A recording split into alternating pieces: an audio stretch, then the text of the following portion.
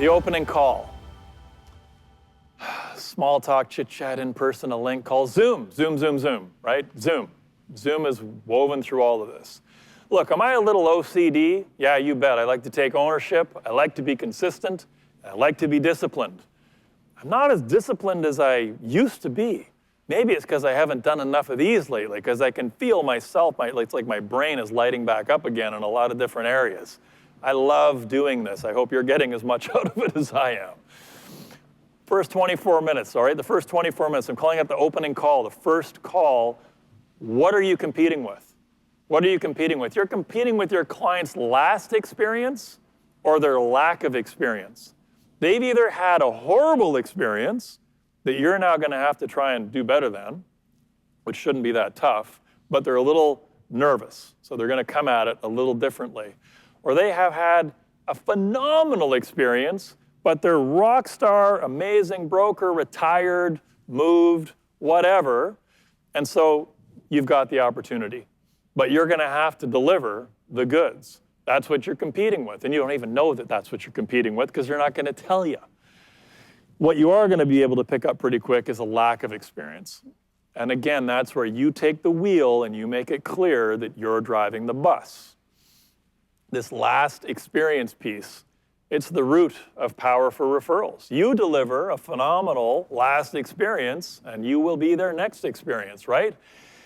Clients want what? They want you to help them overcome uncertainty, inertia, fear. Right? They're uncertain about what's actually happening in the market. Where are things going? Is it going to be okay? Is it a bubble? Is everything about to blow up? What's going on? I don't know.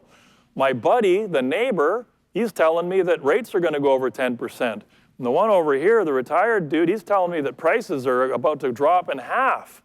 And there's an American guy, Robert Schiff, is that his name?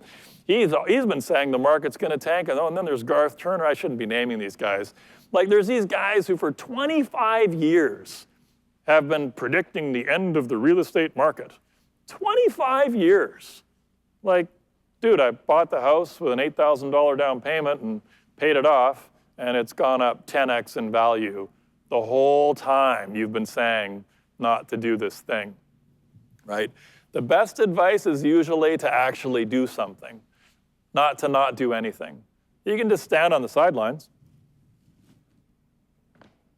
Nothing good's going to happen just standing there. Some bus might come along and hit you. You got to get in the game, right? And that's who clients want to work with. Someone who's going to help them overcome the uncertainty. They're going to take the plunge. They're going to become homeowners, and away they go. But they're in that inertia of just looking, not really making a decision. You're going to help them break out of that inertia of nothingness and make a decision, and you're going to help them overcome the fear because you're going to explain the math. Oh, I heard prime might go up. It might. It might go up a quarter point.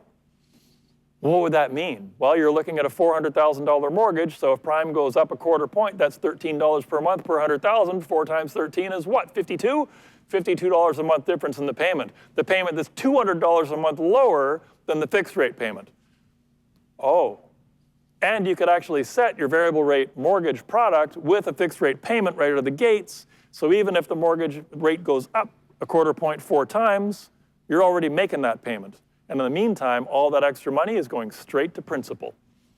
Oh, wow, nobody told us that before, I bet. February 2021, 1 week on the market, 80 showings, 10 inspections, 23 offers, 281 grand over ask. That was the market a year ago. Thank goodness it's calmed down. February 2022. Lost another one today in Ladner. Wrote subject free deposit in hand. 112,000 over list, blown out of the water. 5 offers, 1.498 for a teardown in Ladner. And a bunch of you are going, where's Ladner? A lot of people in the lower mainland are going, where's Ladner? I shouldn't do that. Ladner's a wonderful spot. It's a wonderful place. But nobody, even the people who love Ladner and born and raised in Ladner, even those folks are going, wait, what? 1.5 million for a teardown? That's what it costs to live in Ladner now? It's crazy town again, and it's not changing. House was the day before, same area. 6 offers, 135. awaiting the sale price, but sounds like it's on the 1.6s. That is ridiculous, right? Don't worry, man, those are the only screenshots I took. Clients want what? Clients want certainty, and they want to make a decision. They just need some clarity to do it, right? They need some clarity to do it. What are we selling, right? We're selling the future. That's what you're selling. You're selling the future, not the future. Now, I like to say we sell nothing. But look, we do sell ourselves, but we don't sell mortgages. Nobody sells mortgages. You need the mortgage. Like, it's not like, do I buy a mortgage? Do I not buy it? You don't buy a mortgage. You get a mortgage because you bought a house. You made a decision to buy a house. Now you need the mortgage to complete the transaction to get the house. It's happening. It's happening somewhere. So whatever happens, that client is getting a mortgage. They're not going to change their mind on the financing. It's happening. So in the future, they will have this thing. The only question is, are you going to be the one that shepherds that transaction through, that guides those clients? That's the only question. It's happening, with or without you. Like, you don't have to sell the product at all. It's done. It's mandatory. They have to have it. Think about that. I'm thinking about that. Question number one, who referred you, right? Who referred you? Where did they come from? Leads you purchased or leads you generated? It makes a difference. Leads or referrals, big, big difference. People in need. Who do you want to work with? Do you want to work with people in need of your services? People who need you, maybe, or do you want to work with people who want you? They want you. They want your services.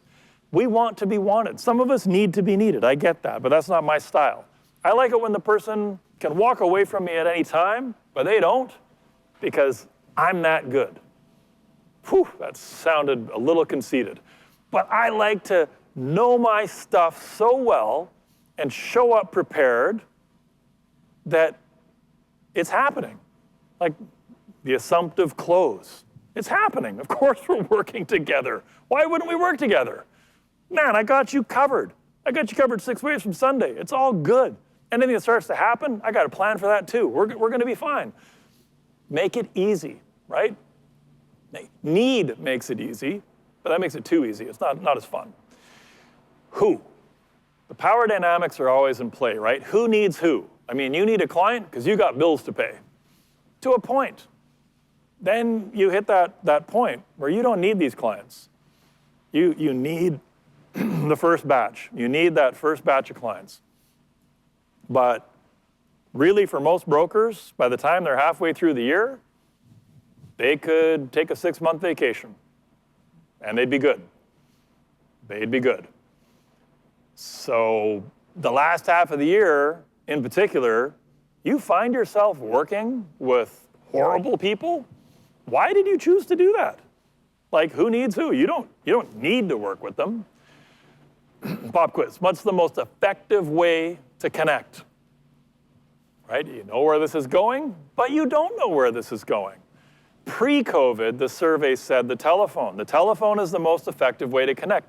Not in person. Not in person. I believe the telephone, because it's efficient and effective at the same time. Post-COVID, survey says, Zoom, baby. That is the most effective way to connect. It just is. There's no way around it now, and that's not gonna change. This is gonna be a super interesting presentation to repackage and tweak and polish and shine up to deliver a year from now and another year from now and another year from now, because what's this gonna look like, right? Well, first off, on this slide, I'm just gonna never age, so that's gonna be nice. But I believe Zoom is going to be in the presentations for a lot of years to come, right? Until the next tech breakthrough shows up. Until I'm showing up as a 3D floating avatar right in your home with you, right? What's the most effective way to detect fraud? I'm gonna say a Zoom over a telephone call every single time, right? You need to see the person and you can read them a little bit. We're all really great lie detectors. We all have a great BS detector built in. A lot of times we just don't use it. I always say, look, if something seems not right, go with that. Don't try and disprove your gut. If it feels off, if it feels wrong, go. Exit, that would be the wrong way. Exit stage left, right? Exit stage left. That's it. If it feels wrong, get out of that situation. Go now. If it feels right, oh, my gut says this is okay. Don't trust your gut. Verify. Check. Get the docs. Get the credit bureau. Get the signed letter of engagement. As I say, though, Zoom changes everything. Buying a truck through Zoom. Buying a couch through Zoom. Really? Like, really? Yeah, no, really. Buying, okay, it says this TV. Okay, not this one.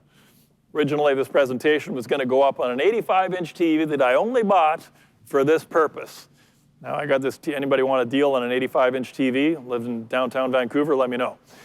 So now I've got this TV. But I bought the TV, Zoom asterisk. I would have preferred to buy it through Zoom. I went online, and just like cell phone plans, way too many options. Holy crap, this is crazy. I walked a couple of blocks over to Best Buy. So they needed the brick and mortar for me to walk into, and this is where it gets just bizarre. So walk into the brick and mortar building, I'm in Best Buy, I get connected with the TV expert, we're gonna figure it out, and what does the TV expert do? Pulls out his phone, goes to the Best Buy website, and then he's like, yeah, I think this is the one you're gonna want, and he's showing it to me on his phone, not on an iPad. We didn't even walk around the TV section. We never left a little like 6 foot by 6 foot square section. We stood there and he's like, yeah, no, I think this is the one you should go with based on what you're telling me. And I was like, okay, cool. I went there not to see the TV. I'm not gonna watch TV, I could care less. I went there for the expertise on this is what I'm doing with it. Which one do I want? Do I need to pay extra or should I just buy the cheapest one there is? Or should I pay a little extra because it only costs a little extra to go first class?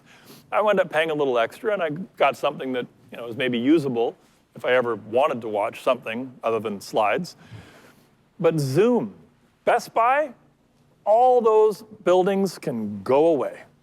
I can connect with the TV guy on Zoom and they deliver it, boom, it's done. Zoom changes everything. Like I say, clients want to engage an expert. Increasingly, the clients want to engage via Zoom as well. That's where we're at. That's where we're headed.